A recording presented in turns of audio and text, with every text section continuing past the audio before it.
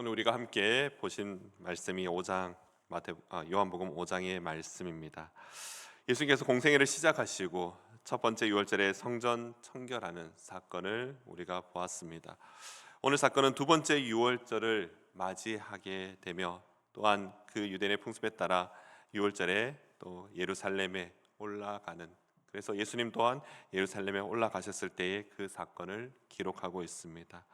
모두가 잘 아시는 대로 베데스다 연못에서 38년 된 병자를 고치시는 사건입니다. 우리가 요한복음을 계속 보고 있습니다. 이 요한복음 단순히 예수님의 행적을 나열한 책은 아닙니다. 요한은 분명한 목적을 가지고 이 요한복음을 기록하고 있습니다. 그 목적이 자세히 나타나 있는 것이 바로 20장 31절인데요. 오직 이것을 기록함은 너희로 예수께서 하나님의 아들 그리스도이심을 믿게 하려 함이요 또 너희로 믿고 그 이름을 힘입어 생명을 얻게 하려 함이라. 요한복음 1장부터 4장까지는 예수님이 누구신가를 마치 점점 이렇게 드러내는 그런 흐름들을 볼 수가 있습니다. 앞서 봤던 가나안 혼인잔치, 또한 성전을 청결하시는 사건, 또 니고데모와의 대화, 사마리아 여인의 사건까지 예수님은 유대인과 그리고 종교 지도자들에게, 그리고 더 나아가 이방 여인까지 예수님이 누구시며 예수님이 생명을 주시는 분이심을 드러내고 있는 것입니다. 그리고 5장부터 분위기가 확 달라지는데요. 1절의 장소와 시간이 나타납니다. 바로 예루살렘이며 유대인의 명절이고 즉 유월절 이때임을 드러내고 있습니다. 매번 단순한 사건을 통해 예수님이 누구신지를 명확하게 드러내고자 하는 것이 바로 이것을 기록한 요한의 의도가 담겨져 있습니다. 오늘 사건은요, 마치 앞서 봤던 잔치에서 포도주가 떨어진 것처럼, 또한 병든 자를 고치시는, 그런 아픈 사람을 고쳐주는 단순한 사건으로 보여질 수도 있습니다. 그러나 오늘 우리에게 소개하는 베데스다 연못 사건은요, 예수님은 단순한 치유자가 아니라 하나님과 동등한 아들이심을 공개적으로 드러내는 바로 전환점이 되는 사건이 되는 것입니다. 그래서 베데스다 사건은 기적 이야기가 아니라 예수님은 그리스도이시라는 것을 열어주는 이 첫 번째 사건이 될 수 있는 것입니다. 오늘 본문의 무대는 베데스다 연못입니다. 이 베데스다 히브리 말로 하면요, 히브리 말로 히브리 말이며 이것을 의미로 하면은 자비의 집이라는 그런 의미를 가지고 있습니다. 그러나 우리가 내용을 보았듯이 이 이름과는 달리 이곳은 자비의 모습이 없는 장소입니다. 그곳에 다섯 행각이 있습니다. 그리고 수많은 병자들이 모여 있습니다.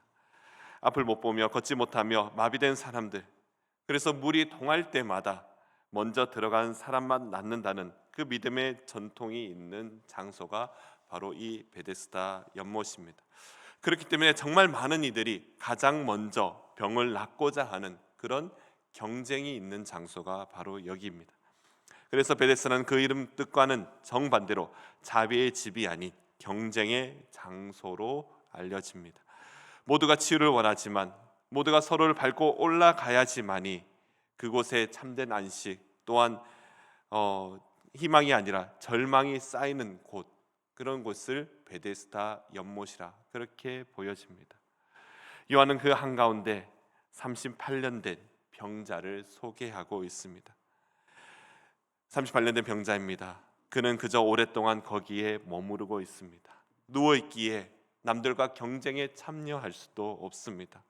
아무도 그를 도와줄 사람도 없습니다. 스스로 아무것도 할 수 없이 그 연못 근처에 그저 오랫동안 누워있는 사람입니다. 바로 이곳에 예수님께서 일부러 찾아오시는 사건입니다. 왜 예수님은 이 치열한 경쟁의 한복판으로 들어오셨을까요? 그리고 수많은 병자 가운데 왜 가장 오래되며 가장 무기력한 그 한 사람을 향해서 걸어오셨을까요? 바로 우리가 이 이유를 첫 번째 보고자 합니다. 그래서 첫 번째는요, 예수님은 경쟁의 현장에 들어오셔서 가장 무력한 자를 찾으신다라는 겁니다. 사랑하는 성도 여러분, 베데스다 기회의 장소처럼 보이지만 사실은 기회가 없는 사람들이 많이 쌓이는 곳입니다. 그곳에 먼저 들어갈 수 있는 사람들만이 아니라 결코 먼저 들어갈 수 없는 사람들이 많이 있다라는 것을 우리는 볼 수 있습니다. 그리고 예수님은 가장 가능성이 없어 보이는 한 사람 앞에 멈춰 서 있습니다. 예수님이 그에게 질문합니다. 내가 낫고자 하느냐? 움직이지 못하는 사람이고 누구 하나 도와줄 이가 없는 그 사람에게 내가 낫고자 하느냐? 뭔가 병자 입장에서는 뭔가 비아냥거리는 말처럼 들릴 수도 있습니다. 비꼬는 듯한 말처럼 들리기에 이 질문이 마치 잔인한 질문처럼 들릴 수도 있습니다. 그러나 질문은 의지를 묻는 질문이 아니라 관계를 여는 질문입니다. 그 사람의 대답입니다. 주여, 물이 움직일 때에 나를 연못에 넣어줄 사람이 없나이다. 그런 예수님께 직접적인 믿음의 고백을 하지도 못하며 더군다나 자기에게 질문하는 이가 누구인지도 그는 알 수가 없습니다. 다만 자신의 비참한 현실만을 그저 말하고 있습니다. 그런데 예수님은 조건을 달지 않으십니다. 일어나 내 자리를 들고 걸어가라. 예수님께서 38년 된 병자에게 무엇을 요구하고 있습니까? 바라는 것이 있을까요? 아무것도 없습니다. 그에게 신앙의 고백 또한 듣지도 않으십니다. 아니, 조금이라도 노력은 해봤나? 아니면은 누군가에게 부탁이라도 해봤냐라는 그런 노력적인 그런 질문도 하지 않으십니다. 예수님은 아무 조건 없이 일어나 내 자리를 들고 일어나라, 그저 그 한마디만 하십니다. 바로 말씀 자체가 능력이 되어 38년 된 그 저주를 끊어버리시는 그 장면을 우리가 보고 있는 것입니다. 이것이 바로 요한복음이 말하는 그 의도와 핵심이 있는 장면입니다. 사랑하는 성도 여러분, 이것이야말로 복음의 핵심입니다. 하나님께서 우리에게 예수 그리스도를 보내주심, 바로 우리를 구원하심이 이 모든 것이 값없는 은혜인 줄로 믿습니다. 이 은혜에 감사하며 기쁨으로 살아가는 모든 성도님 되시기를 간절히 소망합니다. 그렇다면 이제 우리는 한 가지 질문 앞에 우리가 설 수 있습니다. 이 사람이 정말로 치유받은 것이라면 이제 이 모든 것이 끝난 것일까요? 그가 병고침을 받아서 그 이후에 하나님을 찬양하며 행복하게 살았더라, 그리고 또한 복음을 전하며 살았더라라고 그렇게 끝나면은 그게 해피엔딩처럼 보여집니다. 그러나 그는 이제 평안한 삶, 안식의 삶이 아니라는 것을 우리 본문에서는, 오늘 본문에서 계속해서 볼 수 있습니다. 요한은 이 본문의 말씀을 이 사건으로 하면서 끝내지 않습니다. 계속 이어가고 있는 것을 보고 있는데요. 왜냐하면 진짜 문제는 치유 이후에 드러나기 때문입니다. 그가 자리를 들고 걸어가는 그 순간에 사람들은 기적을 보지 않습니다. 오늘 본문에서도요, 그가 그렇게 일어났을 때 이때가 안식일이라 이렇게 표현하고 있습니다. 베데스의 경쟁이 끝난 자리에 이제 또 다른 경쟁이 있습니다. 율법으로 사람을 제단하는 종교적인 무대, 또한 정치적인 무대가 펼쳐지는 것을 볼 수 있습니다. 이 지점에서 요한은 우리에게 더 깊은 질문을 가지게 합니다. 정말 참된 안식이 무엇인가? 라는 질문입니다. 누가 이 병자에게 참 안식을 줄 수 있는가? 그 질문을 던지며 우리에게 함께 묵상하고자 하고 있는 것입니다. 그래서 두 번째 대지는요, 예수님은 안식일의 주이시며 참된 안식을 주신다라는 것을 정했습니다. 사랑하는 성도 여러분, 오늘 본문의 기록대로 병자가 걷게 된 이 날이 바로 안식일입니다. 유대인들에게 이 안식일을 지키는 것이 생명보다 더 중요하게 여겨졌던 날입니다. 그런데 아이러니하게도 38년 만에 생명을 회복한 사람이 기뻐하지 못하고 율법을 지키던 사람들이 분노하는 장면이 계속해서 이어집니다. 왜냐하면 그들이 지키고 있던 안식은 이미 사람을 살리는 안식이 아니라 묶어버리는 그런 안식이 되어버렸기 때문입니다. 이 날은 안식일입니다. 그러기에 유대인들이 말합니다.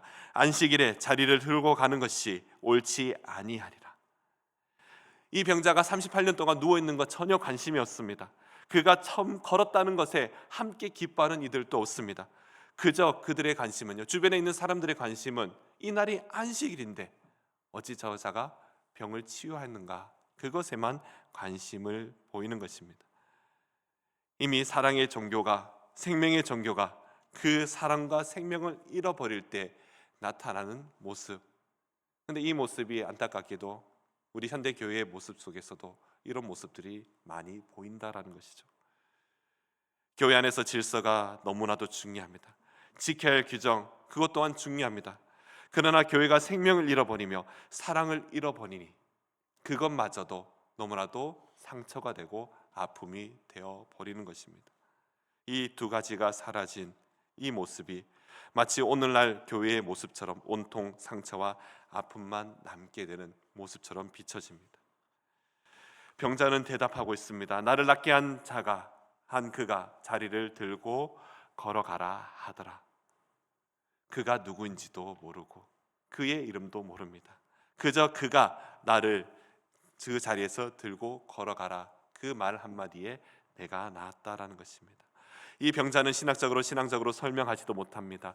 그저 다만 말씀에 순종하였기에. 우리 어제 본 본문하고 동일하죠.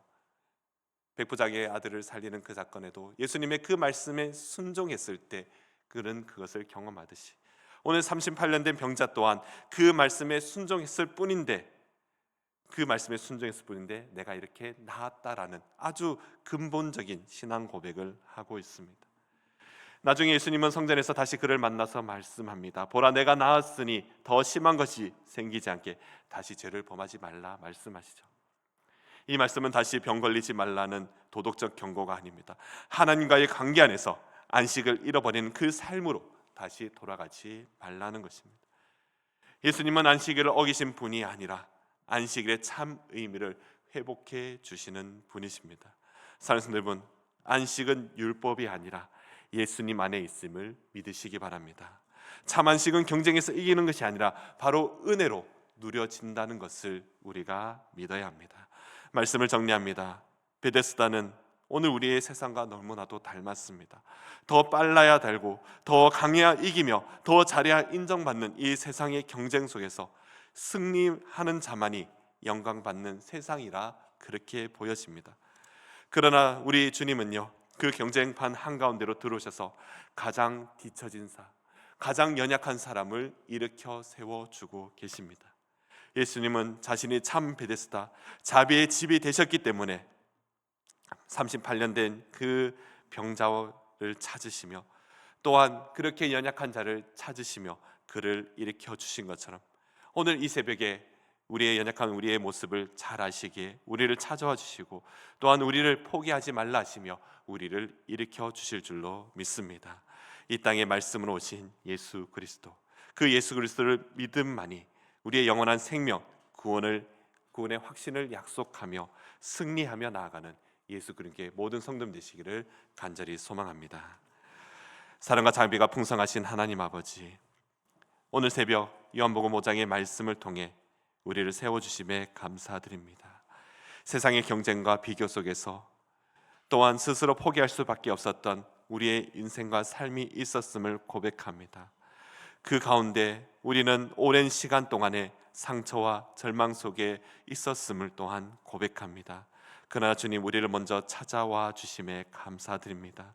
또한 조건 없이 말씀으로 우리를 일으켜 주시며 참된 안식과 구원의 확신을 주심에 하나님을 찬양합니다. 이제 다시는 거짓 안식, 세상의 방식에 돌아가지 않게 하시고 오직 예수 그리스도 안에서 참 쉼을 누리는 우리 믿음의 백성들이 다 되게 하여 주시옵소서. 오늘도 일어나 내 자리를 들고 걸어가라 하는 그 말씀에, 그 하나님의 음성에 귀 기울이며 순종하며 나아가는 우리 믿음의 백성들 다 되게 하여 주시옵소서. 감사드리며 예수 그리스도의 이름으로 기도드립니다. 아멘.